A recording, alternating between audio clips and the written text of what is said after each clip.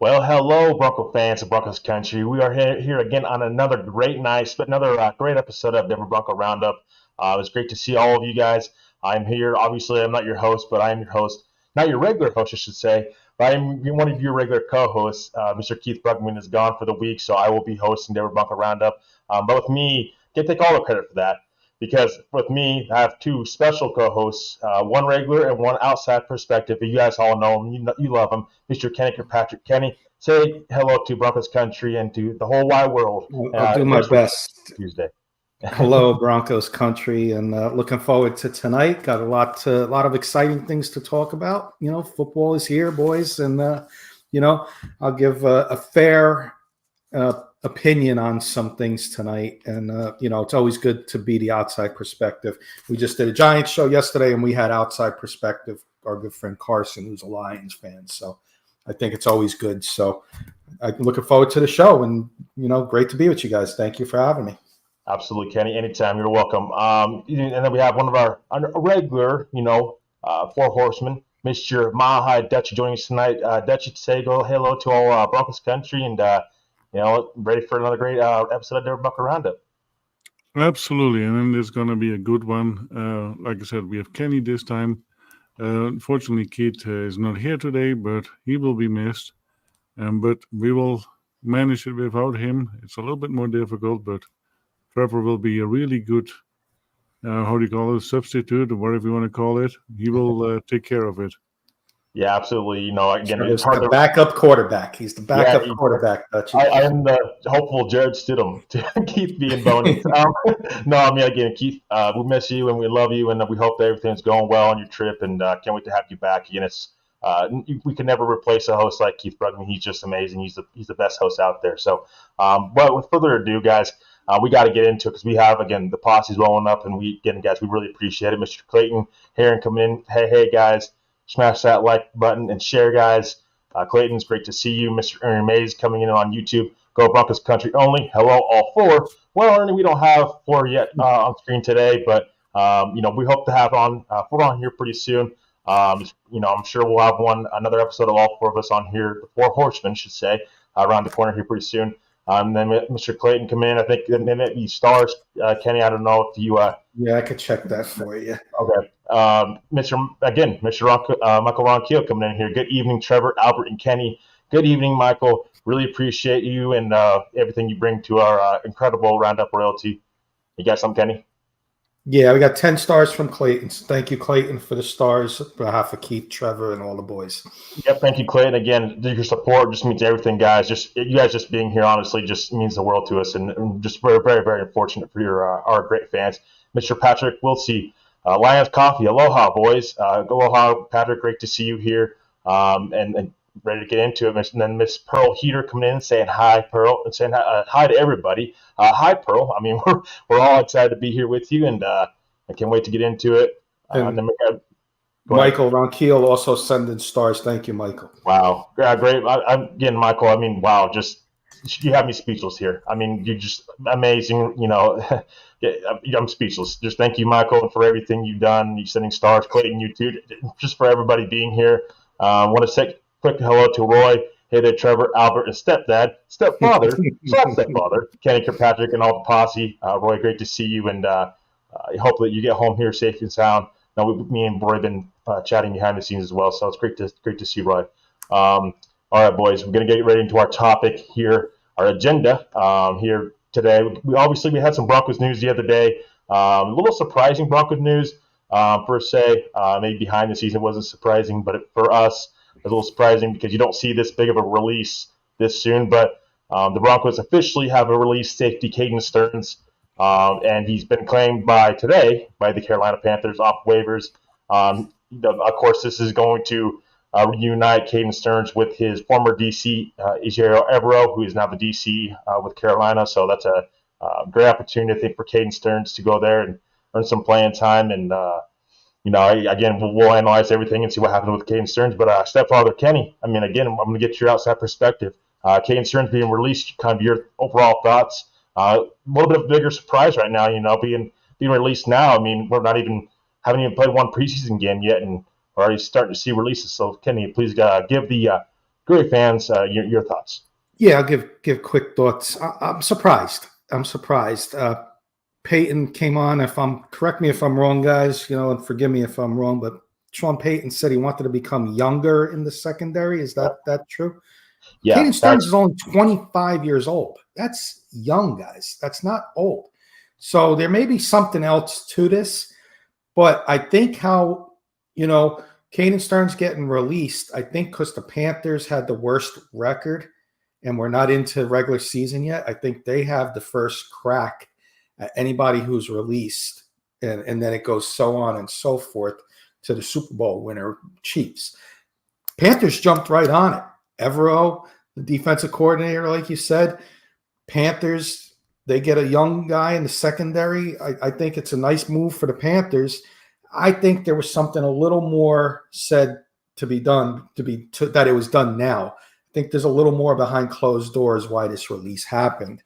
But it opens the door up for Skinner and Turner Yell, who's unfortunately out right now too. So Skinner may have the upper hand because of Turner Yell's injury. But a little surprising for me this early in the season. So we may see something behind closed doors in a week or two.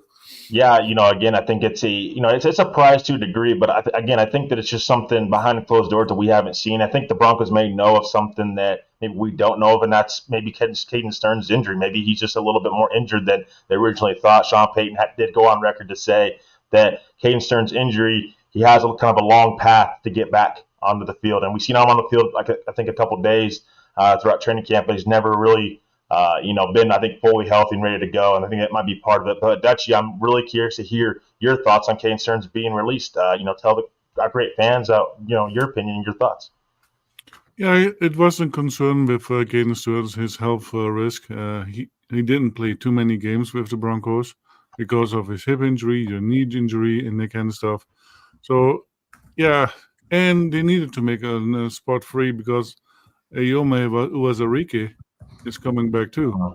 So They needed that extra spot. So, and if you already have a concern with a person like Caden Sterns, then it is pretty much much easier because we know that Uwazurike could be a really good key player on this defense. Yeah, absolutely. And again, that's part of this whole situation is Caden Sterns' injury, and another name to keep in mind that I think Sean Payton and then the rest of this coaching staff, is looking at as safety Devin Key, who we haven't really talked a lot about, but it's a guy that I think can really be in that mix of safety. And you got to keep in mind, guys, Caden Sterns, I think going forward, he wasn't a lock to even be a starter. I think there was always potential that he could be a starter, but keep in mind they signed Brandon Jones in the offseason. They're signing him likely to be a starter in there. PJ Locke, they made a point to re-sign him in the offseason. So those are probably your two starting safeties up to this point. So I think Caden Sterns, if he was healthy, that was going to be an added bonus. Again, I think when Caden Sterns is healthy, there's upside to him playing well. But that the health is the biggest concern, I think, with him. I think the Broncos medical staff, Sean Payton, and the rest of the guys, the rest of the players, combined, probably have something to do with him being gone and end up getting released by the Broncos. But I want to get a couple of thoughts from the posse real quick. Roy says, big concern in that room. Yeah, the lack of depth in that room is something where it is a concern. But again, I think you're going to need Brandon Jones to step up. I think if any of these takeaways that we can take away from this, Caden Sterns being released is now Brandon Jones, he's got to be healthy. And that's been a concern with him. And his whole career, he hasn't been able to play a full season up to this point. So the Broncos are going to need him to stay healthy. They're going to need just rely on health in general. And they better be right about their depth, because if not, you're going to be find yourself kind of looking for that in free agency, and you don't want to be doing that. And then Michael Ronquillo coming in says safety Devin Key, safety J.L. Skinner is ahead of Caden Sterns before he was let go. Yeah, I mean, I think it's just amount of depth. I don't know if that was, those guys were ahead of Caden Sterns per se, but I do think that those guys may be contributing a little bit more than what the coaching staff originally thought was probably a part of it. Trevor, let me ask you something real quick on Caden Sterns, because we're talking about depth chart. We're seeing new kickoff rule put into play. Last week we saw a lot of kick returns. No balls kicked in the end zone. Is Caden Sterns not being healthy, maybe not being able to contribute on special teams? Maybe that could have been a factor in releasing him, because I think you're going to see a lot more secondary and maybe a couple linebackers playing special teams. You're not going to see any linemen. So I think you're going to have depth there. And if he couldn't contribute on special teams, I think that's an easy out to release somebody too. Yeah, I think it's a combination of many different things, honestly. But I do think health was a big part of this, and I think the reason I say that is because Sean Payton coming out to the media and saying, well, it's going to be a long road for him to come back and be ready to play. We've got to be careful with him. That right there tells me that they're concerned a little bit more than they originally thought with Caden Sterns' injury, and that I think plays in a factor with him on special teams as well. Just being available, right? The best ability, the best ability is availability, so they say. So I think that's a big problem with Caden Sterns. But Dutchie, if we had to pinpoint some things down, in your opinion, why do you think Caden Sterns maybe be let go from the Broncos and then making this decision so quickly? It has to do with that health concern, and the other one is, you can only have so many people on the roster, and Uwazurike is coming back, and I think he is a better value player than Caden Sterns. And when the 53-man cuts come, some other safeties will become available as well, and then you can make your pick as well. So I'm not too worried about it yet.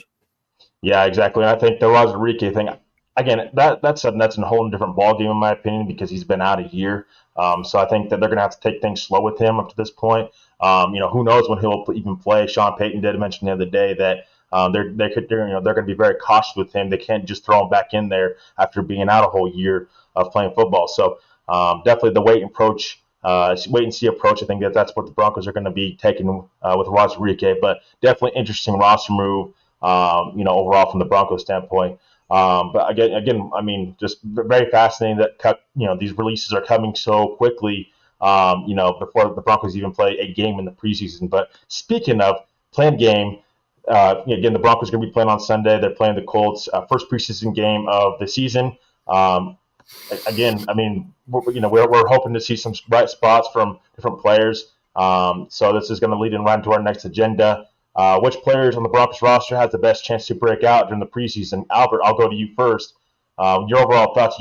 Who's maybe a couple guys you're watching that could possibly have a breakout season and really make a difference going into the regular season for the Broncos? Just your overall thoughts. Yeah, the biggest breakout that I would like to see, of course, is Bo Nix. That he takes command of it, and he's going to be named starter. Dulcich and Mims are two other players that I would really like to see doing really well in the preseason games, because that gives us a little bit of an indication of what it could be. And on the defensive side, if Uwazurike is playing, let him play full out, and I think we have a really good D-line man there in the future. Right.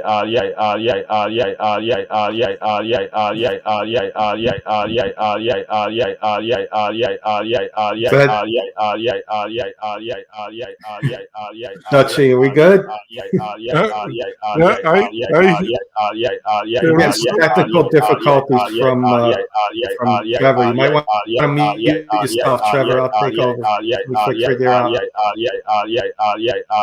Trevor, can you mute your phone? Microphone? Oh, yeah, that makes it a little bit better. We'll let Trevor figure that out. I'll answer Trevor's question. Was Dutchy? I'm not from an outside perspective. I'm noticing a couple players I want to watch that I think can have breakout preseasons. I've been big on Lucas Krull. We'll talk about the tight ends, right? Dulcich. Everybody's high on Dulcich, but he does have an injury history, so got to be careful with that. Lucas Krull seemed to have a nice chemistry in the little time he played with Russell Wilson. So Jody's been filling us in our side chat on all these plays Bo Nix has been making, and today there was one to Lucas Krull, 20 yards down the field, just short of a touchdown. So Lucas Krull for me on offense. On defense, I'm going to say one of the guys on defense I'm looking forward to is another rookie, Jonah Ellis, second-round pick, Dutchy. And Trevor's going to be back with us in a minute. He's restarting the computer. But Jonah Ellis, Dutchy, I'm looking forward to seeing what he does. I think he can have a good opportunity to get some time. You got John Franklin Myers on one side, but then you got Baron Browning and Jonathan Cooper. So he's going to get some playing time, I think, and I'm looking to see him possibly have a breakout preseason. He did have double-digit sacks for the University of Utah, so he is close to Colorado. So sleeper name to watch out. Dutchy, I'll read the comments for Trevor while he's coming back with us. Roy's saying, poor Rocket Man, and Michael's saying Marvin Mims threw his helmet down to the ground for not getting the football. So, and I think that is a really, really good thing, because that means he is fired up. He is anxious to go and do the things that he wants to do, and show what he has in his repertoire. I think that's a really good thing. But what we also have seen is we finally see passes go over the middle. We haven't seen that last year at all.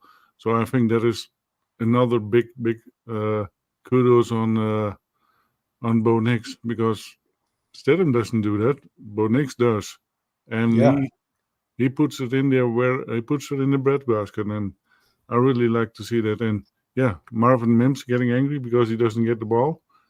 That's a good thing. Scott Sigley on YouTube wants to see Thomas Income, Dutchy. Thomas Income, we have several linebackers that should be able to go up and running. Cody Barton, Jonah Griffith. Cody Barton's another one. I'm curious about Jonah Griffith too. Jonah Griffith, a lot of people Keats huge on him. So, let's see what he's got. Another getting back to the Mims thing, where go off topic. So because wait for Trevor to come back. Go off the agenda for a second. On Marvin Mims throwing his helmet, I like it too, Dutchy. And another thing I like, for those who don't know, I'm a Giants fan, but I hang out with my guys. We invite them by us. We're the cousins, family in the podcast world, and the Giants have been practicing with the Lions, Dutchy, and a lot of fights, a lot of little scuffles. I like that. Daniel Jones was getting into a scuffle because they pushed one of his guys down to the ground. So Daniel Jones got in there. I don't want to see my quarterback get into too many scuffles, but the whole team is protecting each other. Me, I like that. What are your thoughts on Mims throwing his helmet? You said you like. If there's fights in practice, you okay with that? It depends on what type of a fight is. If it is really because of they're heated in battle, yeah. But if it is because they don't like each other, no. But if it is because in the heat of the battle, that's fine. It is okay, because that means they're motivated. They are wanting to play. They're wanting to do the best they can be. And then if you have teams against each other and you come up for each other, that is what teamwork is all about. You don't turn your back on one of your teammates because an opposing player does something dirty. No, you have to stand up for that. And only if you respect each other as team players, what Daniel Jones did is great. Couple more hellos, Dutchy, and there's great points that you made there. Michelle is saying, evening, gents. Michelle Knoppers. And Mr. Graham is saying hello. Graham saying, hey, fellas, as long as nobody pulled Myles Garrett versus Mason Rudolph. That was bad. I remember that. And, that was uncalled for. And I think they let Myles Garrett back lightly. They should have, suspended him without pay a little longer. And I always say this, Dutchy, these guys that get suspended for doing stuff, you want to come back to the NFL, you're sorry, but you're making $30 million. That's why you want to come back. Mm-hmm. Get money to charity and make the league minimum and see if they want to come back and see if they keep doing what they do. Jody saying hello. Kenny Nix has been on fire. The train is filling up. He's huge on Bo Nix. There, Dutchy. And Scott is saying when it's 86 to 98 degrees and you are getting pushed around, you are bound to get chippy. That's a good point. Michael Ronquillo saying we don't need another wide receiver, Jerry Jeudy on this Broncos team. So Mims pulling the, Jerry, you don't want another Jerry Jeudy like wide receiver. 96 to 98, Scott was saying. Okay. And Pearl's agreeing with that. Again, Keith is not with us tonight. Keith is on his way to Ohio. He's spending a few days getting his daughter to college. So he's off the week off. And Trevor's having some technical difficulties. So hopefully we'll have Trevor back in a little bit. We have a little agenda. I got another name, Dutchy. I'd like you to tell me a little bit about him because I wrote him down, but I don't know too much about him on this topic that we're doing. Chris Abrams-Drain, 22 years old, out of Missouri. So he played your neck of the woods, but he played for the SEC college, and that's the best conference in college football. Very young. Peyton said he wants to get younger in the secondary. 22 years old. That's a guy I think that maybe have an outside shot at a breakthrough preseason. What are your thoughts on Chris Abrams-Drain? Yeah, I haven't heard much of him either. I just looked some information on him up. Inside linebacker. What will we say? Earned first team All SEC and second team All American honors in 2023. He recorded 16 passes defensed and 4 interceptions for Missouri. So that means he has an eye on the ball and he knows where the ball is going, and he's a little bit of a ball hawk, and that is something that we need as a cornerback. So if we can complete something like that for the Broncos, his future will be bright. And I'm looking forward to it. And the Broncos are getting younger and younger. And in a way, do I agree with it? Yes, because you're building for the future. What you will be missing is experience. And Trevor is back with us. I think he's back with us, the Rocket Man. Yeah, you guys hear me all right? We got you, my friend. We were just going over. I don't know if you heard where we got on the topic was which players can have breakout preseason. I started with Jonah Ellis. Dutchy, who did you have for everybody again? Oh, the breakout players that would be for me Mims, Wazariki, and Dulcich. And mine was Krull, Jonah Ellis, and I just was asking about Chris Abrams-Drain because I was looking him up. 22-year-old corner. Sean Payton said he wants to get younger in the secondary. Out of Missouri, big-time SEC school. I thought maybe Trevor, outside shot what do you think? Outside chance at a breakthrough preseason? Yeah, first, I'm sorry, guys, about my internet. Of course, it's got to happen. I think it's a little bit of a curse because I think it happens with me and Keith. It seems like pretty often when we're hosting. No, it happens my end too. Yeah, of course, it's got to happen when I'm hosting. But I thank you guys for holding it down, and thank you for everybody in the posse for sticking with us. But with Abrams-Drain, I think with me, for him, it's like I think he's more of a 2-year developmental player. I think maybe there's a chance he gets on special teams, but for me, Levi Wallace and Riley Moss are 2 guys in front of him that are probably going to get the bulk of the playing time. I've heard actually good things on Levi Wallace, and I think he's their security blanket if Riley Moss doesn't look good enough and isn't making it. In my opinion, I think that Right now, he's probably more of a developmental corner right now, but I think maybe going into year two, you can maybe see if Riley Moss isn't the guy, or if Levi Walsh, you don't decide not to bring him back.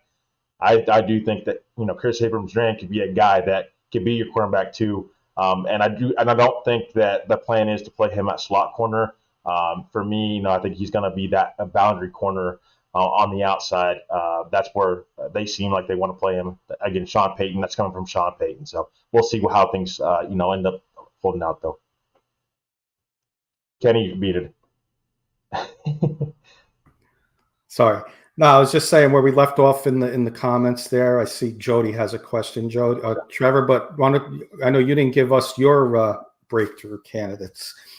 Yeah, so for me, Jaleel McLaughlin is one of them that I do think that he's a guy that could break out. Heard very good things about him all season long, anywhere from mandatory minicamp to training camp. Just heard very good things about him coming in, being the first person in the building and last person out. So for me, I think Jaleel McLaughlin has a real chance to possibly break out this preseason with getting more snaps. Again, we'll see what Javonte Williams brings, but that could be your 1-2 punch right there. Javonte Williams, Jaleel McLaughlin. Jaleel McLaughlin, for me, just adds a whole different skill set that this team don't have, in my opinion. That's speed. I think he's by far the fastest running back that the Broncos have currently on the roster. And I just think that if he can complete his game and just be a better pass blocker, I do think that you're going to see more reps with Jaleel McLaughlin in the backfield on the offense side of the ball. On the defense side of the ball, I'm looking forward to seeing John Franklin Myers and seeing where he comes into fold with this team and just seeing how he fits with this defense and just how big of an impact that he will make for this defensive line. I just think that that's their best, in my opinion, that is their best addition this offseason was trading for John Franklin Myers, giving up a 6th-round draft pick and getting his contract reconstructed, where now you can be able to pay him, fine, and he's not too expensive. So those are my two guys that I'm looking for, who could have possibly breakout seasons. I think that could really make an impact on either side of the ball. Like it. Do you want to take the comments, Trevor? Yeah. Questions? Or you want me to take? Yeah, I can bring them up. Okay. I'll bring up Jody's. Jody says, I have a question. Is Peyton being too cute? Listing the rookies last on the depth chart. Albert, I'll go to you first. Do you think Sean Payton's being too cute? Listing the rookies being last on the depth chart as of right now. No, I think he had the water boy fill out this list, and he looked over it. Yeah, it looks good. Give it to the reporters. This first release is just ridiculous. I don't even know why they come with something like this, because it has no meaning at all, nothing, and it is just ridiculous. I just take it with a grain of salt and put it on my potatoes and be done with it. Yeah, Kenny, again, I'll ask you the same question. Is Sean Payton being too cute? Listen to rookies last on the depth chart. He's being stubborn. He's being stubborn and old school. He's an old school coach, and you know what? Sometimes it's good, sometimes it's bad. But, he's an old school coach. He's not, rookies got to earn it. I'll respect that. There's baseball managers that do that. There's, other coaches that are players coaches. Peyton's not one of them, so, yeah. But discipline, you need to earn it. So like Dutchie said, it's week one, I know I've been getting, joking around about Bo Nix being third on the list, but it's just week one. We'll get into it a little more. So I think he's being stubborn right now with the media and not looking to make any friends. Yeah, it's a first unofficial depth chart, so it's not technically official. I don't even understand why they even do it, to be honest. I don't know what the point is of putting 5 minutes effort into a depth chart that doesn't even matter. It's going to be adjusted later in the week, so I don't even understand why they do it in the first place. But Sean Payton kind of coming out and saying, "Well, I want to spend 5 minutes with Patrick Smythe." Instead of spending 40 minutes with them, being official and unofficial depth chart, the comparisons there. So yeah, I don't take much into that where the depth chart's at right now. It's everywhere, to be honest. I just don't even understand why you would even put that out with that little effort being put in there. It just kind of seems like you should just wait towards later in the week to release an official depth chart. So yeah, it was kind of strange they even released that in the first place, in my opinion. But Kenny, I would like to get to some of these comments. Graham Tika coming in here. Graham, great to see you, and thanks for being patient. With my internet kind of going out, and for showing these guys love. We really appreciate you as always. A linebacker turned cornerback. Graham, if you could be a little bit more specific. This has to do about Chris Abrams range. Okay. So that was a comment before. Okay. Got you. And then we got Scott coming in here saying Rocket Man is back and sounding good. Scott, again, really appreciate you coming in and supporting us as always. And thanks for being patient with me. Of course, my internet's, again, it's got to go down at the wrong time. And then no cornerback to cornerback, again, Albert and Michelle. Then Jody coming in and saying Mathis listed as a starter. Oh, yeah, it's a whole thing of don't believe it. Don't believe the depth chart right now. It's not complete, not even close, I think, to complete. So, yeah, just take it with a grain of salt. Graham coming in here saying, will we see Sutton get 1,000 yards? I'm going to guess I think that's what Graham is trying to say. Kenny, what's the chances of Cortland Sutton? You know, we always say that he's Denver's number one wide receiver right now up to this point. Is there a chance that he gets 1,000 yards, has a 1,000-yard season this year for the Broncos? I'm going to say this in a good way. I'm going to say no, but it's a good no. It's going to mean Mims, Patrick, and Josh Reynolds are doing more than Jerry Jeudy did last year. So I'm going to say no, Graham. He's going to be slightly under 1,000 yards, but it's going to be because the other receivers are contributing more, and you're going to have a breakthrough tight end, either Dulcich or Crow. So I think Sutton's numbers will come down a little bit. Yeah, I agree. Want to skip our comments. Let's get to Keith's comment. Keith's joining us. Very important comment there from Keith. Gentleman broke down in Indianapolis, but couldn't miss his show. Again, Keith, I mean, we're be safe out there. You know, so sorry that happened. But love, you know, for you to be a part of the show one way or another. And love having you in the comments as well. You know, again, you know, great to see you. And Keith comes here. Yeah, maybe I'm here to sabotage the Colts. Yeah, I mean, maybe not. I don't know. I don't think again. Keith's the sneaky scout. He's scouting the Colts for Sean. I get it. Yeah. Well, I think I would save that scouting report for down the line. Right, the scouting report right now, to me, at least it doesn't matter. The win-loss column. But I got to get to a sponsor right now as I have it up. It's about sponsor time. So again, let me tell you guys about our great sponsor, Morgan Trinkets. You know. With over 33 years experience, there are your headquarters for Southwest Pottery and Jewelry, as well as an estate gold and wholesale prices. Started in 1990, once a nationwide company. Now they do shows exclusively in northern Colorado and southern Wyoming. All their gold is real gold, 10, 14, or 18 karat gold. All of their silver is sterling silver. How do you find Morgan Trinkets? Well, you find them on Facebook by searching Morgan Trinkets today. If you catch Morgan Trinkets at one of their shows, they take all major credit cards. On Facebook, they take PayPal, and all orders are shipped free over $50.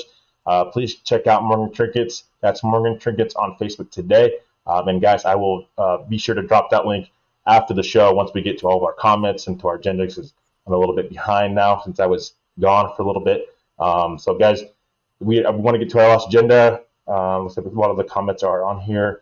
So let's get to our last agenda here, and then we'll get to some more comments. So again, Kenny, did you left off with Albert, right? Last time you guys were talking? Yeah. Before I get on? Yeah. Okay. Kenny, so I'm going to ask you here, from an outside perspective, which players, excuse me, here, let me check this. Which players are you most interested in seeing in the preseason? Again, week one of preseason, just kind of, again, give your thoughts. Some of your players maybe you're eyeing and really want to see start a football season right around the corner, right? We talked about it. It's going to come here quick. Kenny, give your thoughts on players that you're looking forward to seeing week one of the preseason. A suggestion. Want me to give you one, and we'll go around just so we don't have the same ones. So I'm not stealing everybody's if I do have the same ones. I'm going to go to. I'll do it as a group. I'm going to do the tight ends. I want to see Dulcich, and I want to see Lucas Krull, because I think Lucas Krull has a chance connecting with Bo Nix or Stidham. He's got, he's looking good in practice. Jody's giving us updates. I want to see him, and I want to see a healthy Dulcich. So I want to see Dulcich on the field in preseason. I don't want him sitting out because that'll have me concerned. I want to see both of them week 1, and I want to see them perform well because I do think there's going to be a surprise in that tight end room. I really do. And I don't know if it might be Dulcich having an all-pro season, or it may be Krull surprising everybody and getting the starting job. But one of those two is going to happen. Right. Yeah. I mean, yeah. Hopefully it is Cole.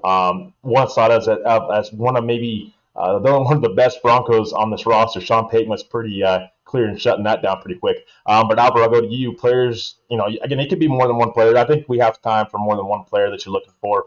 But players you're looking forward to seeing play in week 1. Again, been a long time since we've last seen the Broncos play. I know there's a lot of excitement from you and from all of Broncos country on just seeing this team play. Give us a couple of your players that you're looking forward to seeing play in week 1 of the preseason. And for me, it is definitely Dulcich and Mims. And those two players, yeah, I want to see them become really breakout players because Dulcich, I think he could be one of the best tight ends that the Broncos ever had. But he has to stay healthy.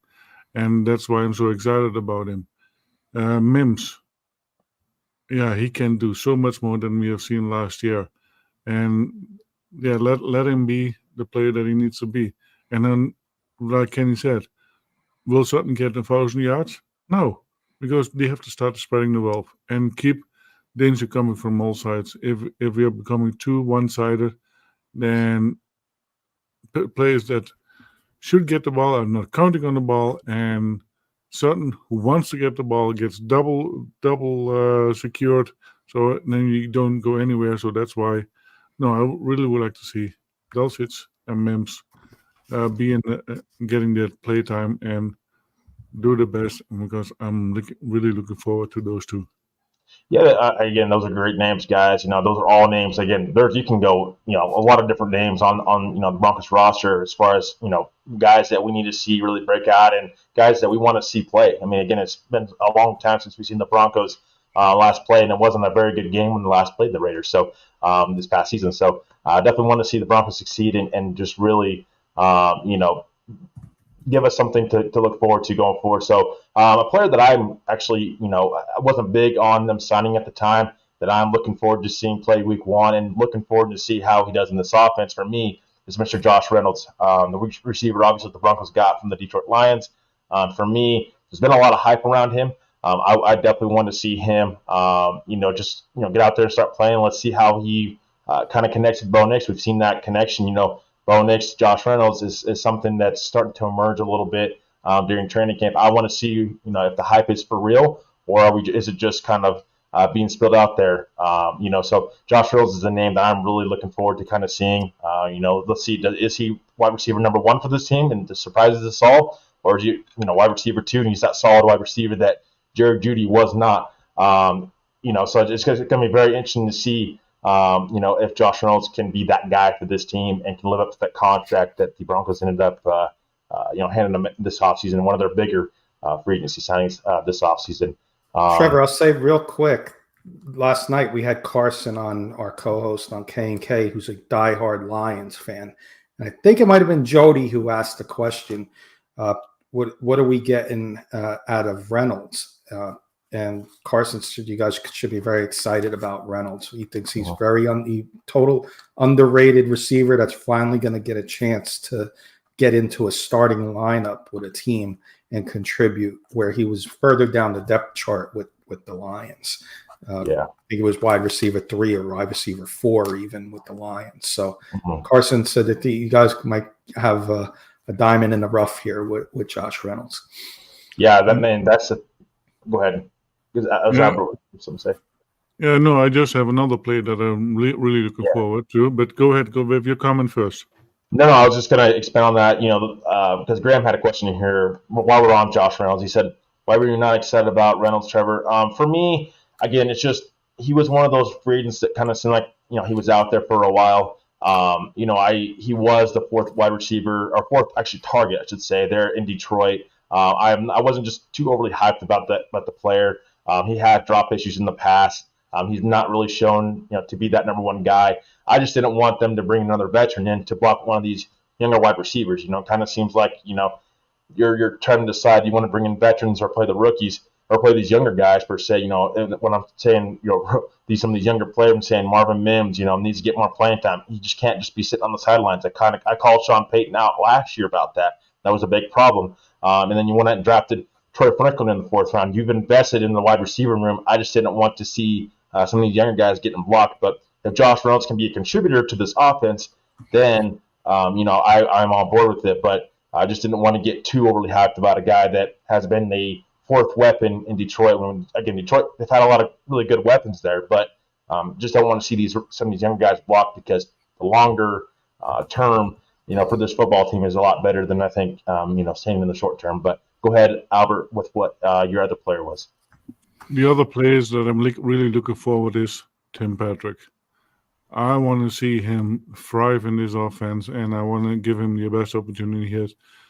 I think he is a great, great wide receiver, and the last 2 years he was not be able to show that. And I want him to be successful, and that when he retires, that he at least has something to be proud of, instead of sad because he couldn't do it because of injuries. Yeah, Tim Patrick's a guy. I think he was slated in this unofficial depth chart. He was slated as wide receiver 2. So maybe he's wide receiver 4 or 5. We shall see. But I'm going to get to some of the comments because we're really stacking up again. Appreciate all of you guys joining us tonight. And we love the discussion as always. Mr. Roy Osborne saying Blake Watson's the guy that he's looking forward to watching. Jody Moncrief coming in over here saying Audric Estime is the guy that he's ready to watch week 1 of the preseason. And then we have obviously Keith Bregman coming in here and saying, for all the hype, Josh Reynolds is the guy I want to see. I agree with Keith. Not necessarily buying in, again, to 100% that he's the guy, but let's see how he performs with this offense for sure. He's one of many different new faces on this Broncos roster. Graham comes in here and says Dulcich, hammy needs to hold up. Absolutely. I've got to see a healthy Greg Dulcich this year.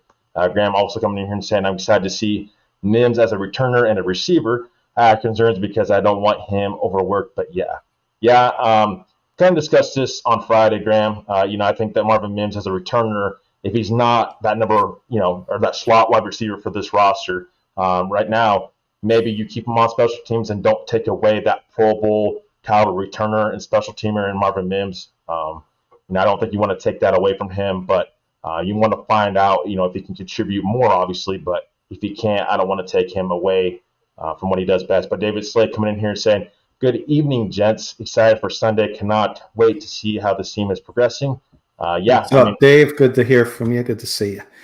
Yeah, Colorado Sports Connection. Mr. David Slade, again, great to see you. And, we're all very excited to see what this team can do and be ready to break it down and all get eyes on these players. Again, for the past couple of weeks and all off season long, we've been, kind of going based upon what everybody else is saying. Let's get our own thoughts into what we think. And then we have Mr. Ernie May saying, Bo Nix and Mims Kroll, players that he's excited to see. Graham says excited about Kroll too, Mr. Ernie, Mr. Mays. Yeah. And David saying, I'm excited to see Sutton with a real quarterback. Who's your real quarterback, Dave? I'm very excited to see if that's Bo Nix, Jared Stidham, or Zach Wilson. That'd be very awesome. Yeah, maybe it's Stidham. Dave, maybe you like Stidham. I don't know. Keith coming in here and saying, we just can't have Josh Reynolds be another guy. Galladay, right, Kenny? He's right. Carson was. We allow one mistake. Carson was wrong about Galladay. I don't think he's wrong about Josh Reynolds. I like Josh Reynolds too. When he was with the Rams, I liked Josh Reynolds, and then he went to the Lions. I think he's got a chance to really succeed here and have more of a role here with the Broncos. So I am definitely excited about Reynolds. Yeah, for sure. And then we have Miss Pearl coming in here and saying, I totally agree with Timmy P being a player that she's watching going in at once, and definitely excited to see in week 1. Keith coming in here and saying, agree, Dutchie, TP, and Jonas Griffith as far as vets. That inside linebackers job, with Jonas Griffith and Cody Barton, going to be interesting to see who wins out that battle. Dave says, I think that Tim Patrick is going to be a final cut. Ooh, casualty. Wow. I am leaning that way too. So he needs to have a big preseason. I am, because of the young guys, and it looks like you guys are in a more of a rebuild than a reload. So Patrick could be a cut casualty, or maybe, if he really has a preseason, maybe they can get a sixth or a fifth or sixth round pick for him if he has a nice preseason and they want to move on from Timmy P. Yeah. But I could definitely see that happening, Yeah. unfortunately. Albert, again, I know that you're pretty high on Tim Patrick. Do you think there's a chance that he becomes a final cut casualty, at the end of the preseason? What's your thoughts on that?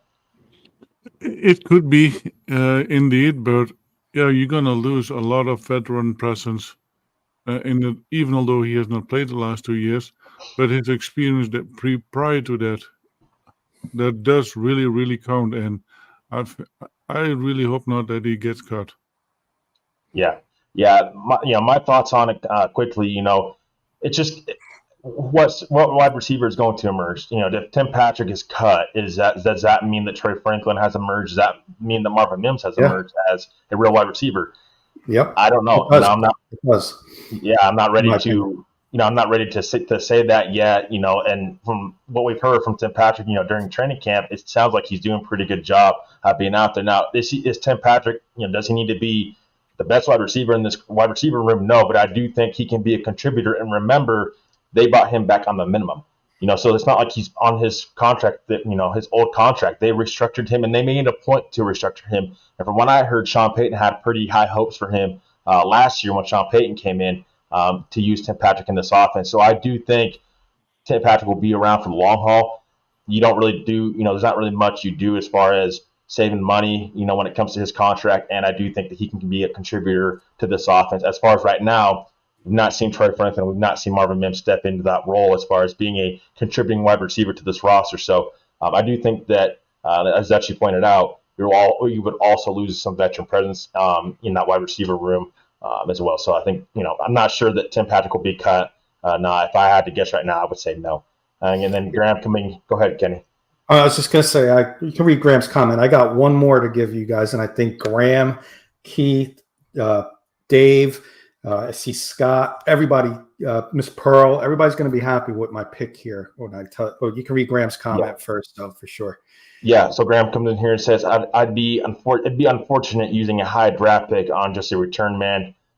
Yeah, Graham, it's very unfortunate, and that's the problem with this team right now is over the past couple off seasons, it seems like since 2021, and when George Payton had that great draft of Pat Surtain, Quinn Meinerz, etc., it seems like this team's had a real problem hitting on draft picks, and that's not good for this team going forward. Again, yes, you will have some cap space going forward, but I don't think it's going to be as much as everyone thinks. I know rosters can be reconstructed, but in a way where you can create cap space, but again, you have to hit on your draft picks. That's how you build your roster. Look at the 49ers. Look at the Chiefs. A lot of these rosters, yes, while these teams add in free agency, they built through the draft. That's where you hit. You got to start hitting on more than one or two guys in these draft classes, going forward if you want this team to get back to the playoffs. So, but Kenny, I'll let you, go now. And my last guy, and it's on the defensive side. Watch out for Jonah Ellis. Your second round draft pick out of Utah, Pac-12 edge rusher, 12.5 sacks, up against Bo Nix, up against Michael Penix, up against Caleb Williams, Shador Sanders, two guys that are playing now for Florida State and Miami, DJ Uguale. I butchered that name a little bit. I got it close to saying it right, but he played for Oregon State last year, and Washington State, Cam Ward, who's now on the University of Miami's quarterbacks. No defense played in the Pac-12. He gets 12.5 sacks. This kid is going to be the real deal. You guys are going to look at me after week 6, halfway through the season. Man, you were right about Jonah Ellis. Calling it now. Outside shot, defensive rookie of the year. You're hearing it first here on Denver Bronco Roundup. Oh, wow. Kenny's coming in here with some bold statements here. Jonah Ellis, there's a lot to be excited for. I'm one of those guys are a little bit more skeptical of him just from what he brings to the table. But Albert, I'd be curious on your thoughts. Jonah Ellis, you heard from the stepfather himself. Do you think that this is a guy that can be a real contributor for this team this year? Yeah, I think so, because right now, who do we really have that is that, yeah, Batman, what you all call it, and we don't have one.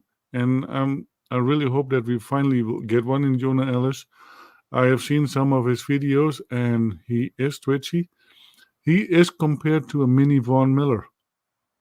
And if he is really a mini Von Miller, we have a Batman back in play. Roy, Rookie of the Year, Roy.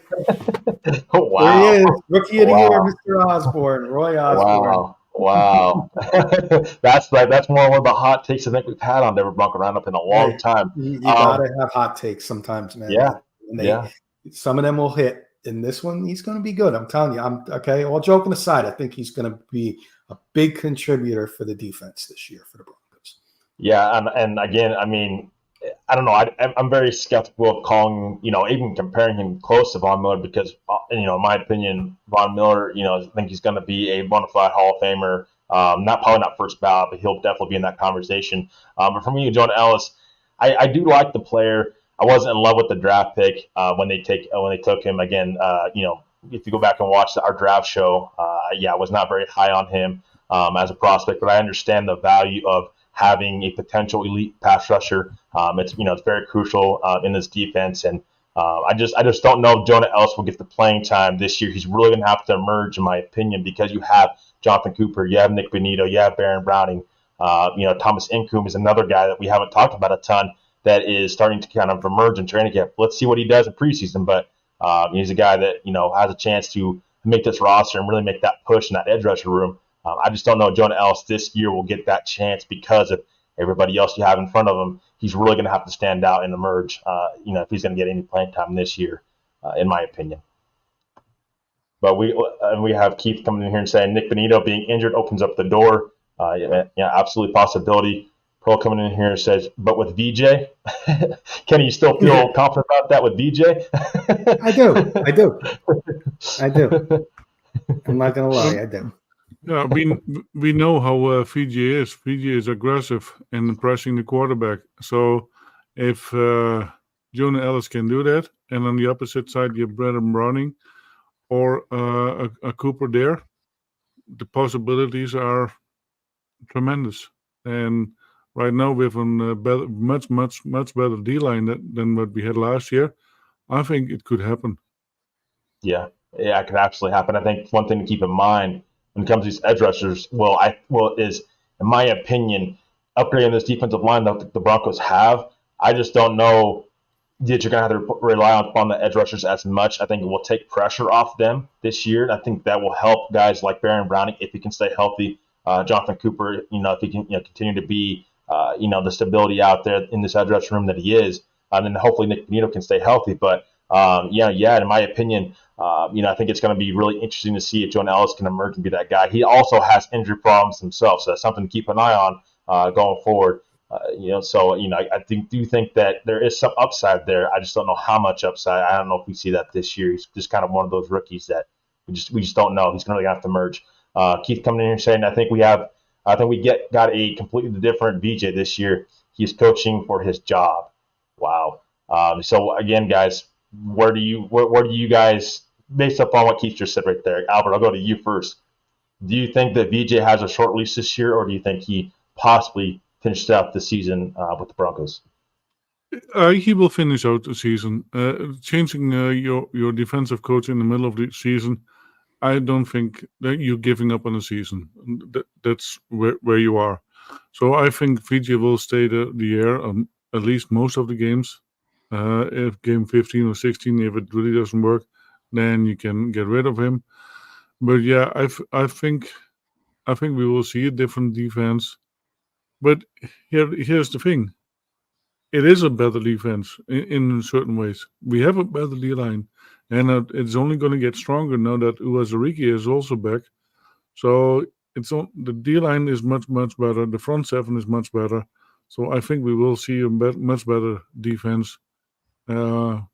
especially against the run. And I think that was the biggest problem we had last year. Yeah, absolutely. Kenny, your quick thoughts on VJ. How long does you predict he's going to last with the Broncos this year? I think he's going to last the full year because I think the defense is going to be the saving grace for this team this year. You got a lot of veterans on the defense as opposed to a young offense led by the rookie, Bo Nix. So everybody's expecting some growing pains from the offense. The defense is going to have to step up and keep the Broncos in games. You ain't going to see 38-7, 38 48 points given up. I think you're going to see games won in the trenches in the low 20s. I think you're going to see a lot of that. I think VJ survives the year, and I think he's the long-term defensive coordinator.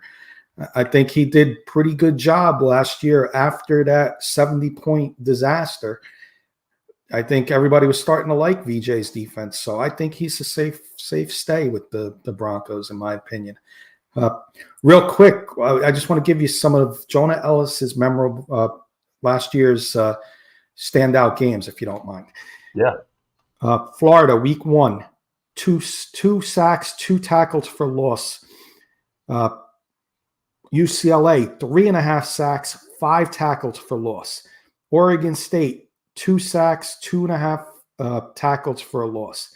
Cal, 1.5 sacks, 2.5 for a loss. USC, he got to Caleb Williams once, 1 tackle for a loss. Bo Nix, I'm not sure if he played that game because there's zeros across the board, so he may have set that out. I don't know. I don't see anything close to zeros across the board, but you never know. And then Arizona State, another 2 sacks. He didn't get to Penix, but he had 2 tackles for a loss.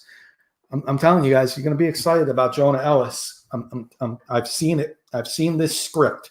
He's going to be a pass rusher that nobody's expecting, and he's going to come on strong for your defense this year, and you guys are going to fall in love with this kid. We shall hope so. I think my biggest thing with Jonah Ellis is I think he needs to get stronger. I think he really relies upon bull rush. And I think that, yes, he has speed, and that, yes, I've seen them overpower offensive linemen, but let's be honest, in the NFL, these are NFL caliber tackles. He's really going to have to, in my opinion, get stronger if he wants to get in there. And I think he needs to add more pass rush moves, I think, to his arsenal as well. He has a couple in there, but honestly, it's not a big bag to choose from. So I think he's going to have to adjust that and develop that throughout his career. I think he will be better off of that going forward. I think he's more of a Robin edge rusher, in my opinion, than a Batman edge rusher, but we shall see. Albert, you had something quickly to say. Yeah. So how many sacks do you think Jonah Ellis will get? Ooh, that's a good question. I'll go 7.5. Trevor? 2. So if he gets more than 2, you're buying a Jonah Ellis jersey. Possibly, but here's my thing. I mean, if he gets more than 10, then we can talk about buying Jonah Ellis jersey. If he gets 7.5, Trevor buy me a Jonah Ellis jersey. Ooh, what about Nick Benito and Baron Browning? If they get 7 sacks, you guys can buy me, Baron, maybe Nick Benito and Baron Browning. We'll get a Christmas list out for sure. Yeah, there we go. Great question, Dutchie. Want to get a couple more comments in here before we go. Graham comes saying he misses Von Miller. Looks like Graham does. Going back to Von, he missed more than half a season 3 times. Yeah, I mean, Graham, there's the thing though is if the Broncos would have kept Von, where would Von be here in Denver today? I don't think that the Broncos regret that trade at all, and I certainly don't think so either. I think it was time for both sides to move on. But that being said, guys, we need to get out of here. We're almost up on the hour here. So kind of give up final thoughts. Kenny, I'll go to you first. Well, actually first, I'm going to save Kenny's thoughts for last. He's our stepfather. He's the outside perspective. Kenny, we love you as much as always. But Dutchie, want to get your final thoughts here first and foremost.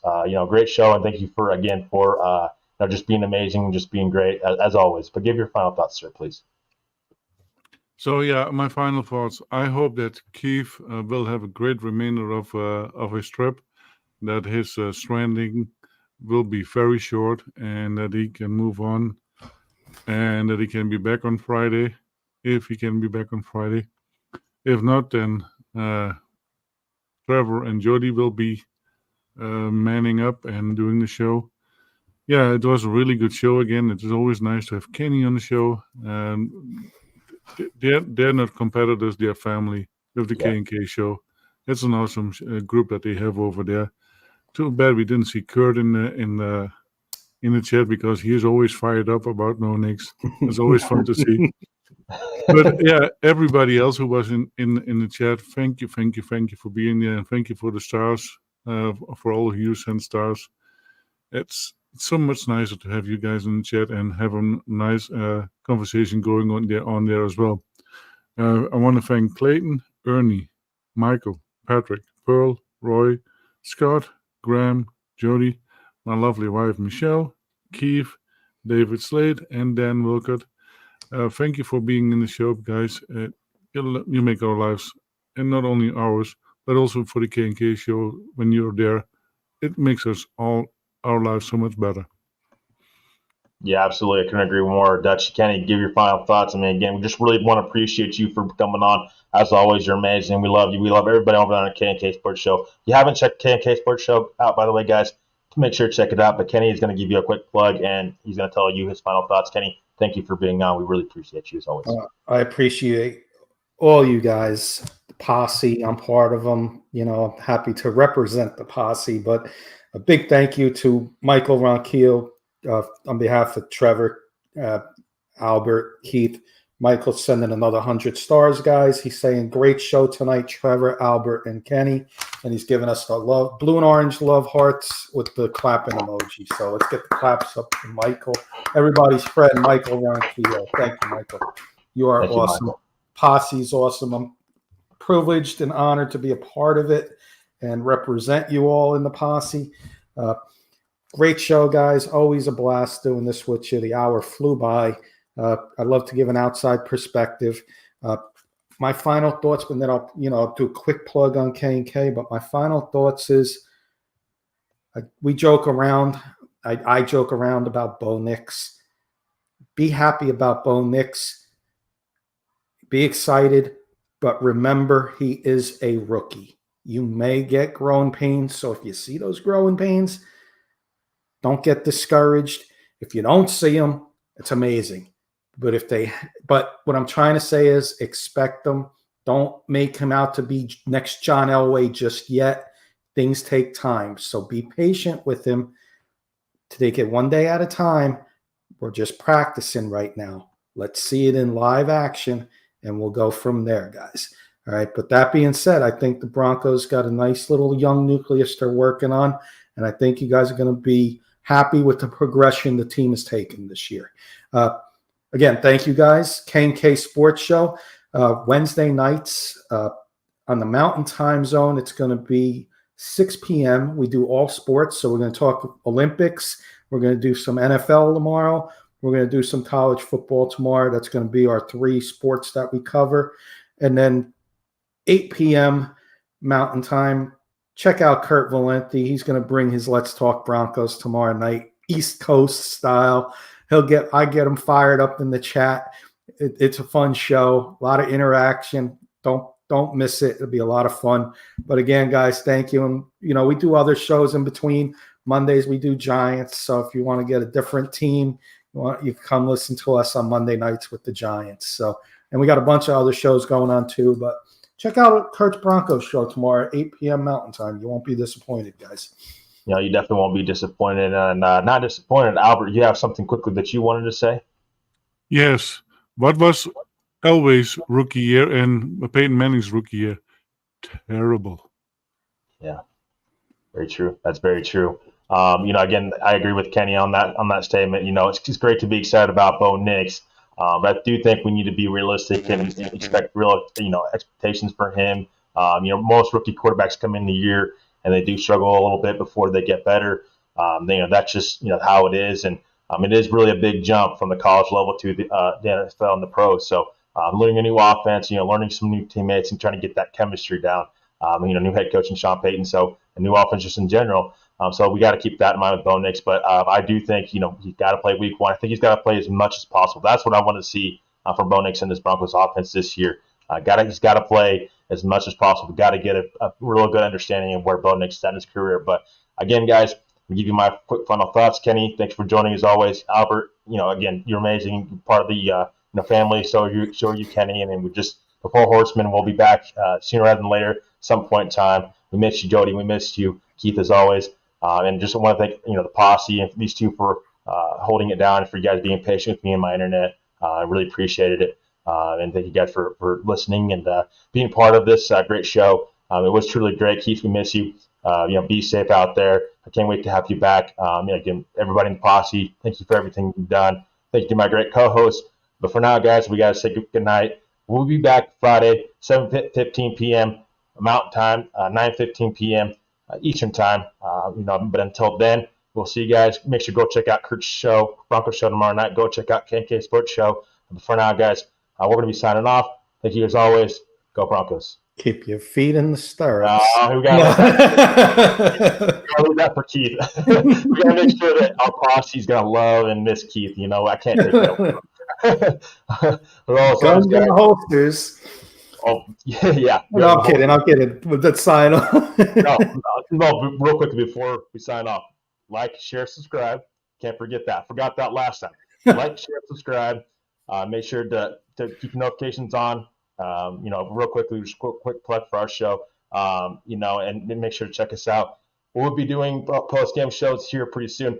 I'm not sure if we're going to be doing that preseason wise, but during the regular season, we're definitely going to be having that probably week 1, but we'll get that all shaken out for you guys and make sure to let you guys know. But for now, Mr. Kenny Kirkpatrick, for Maha Dutchy, for Trevor Salzman.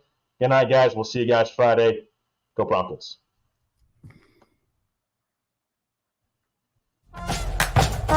Thank you.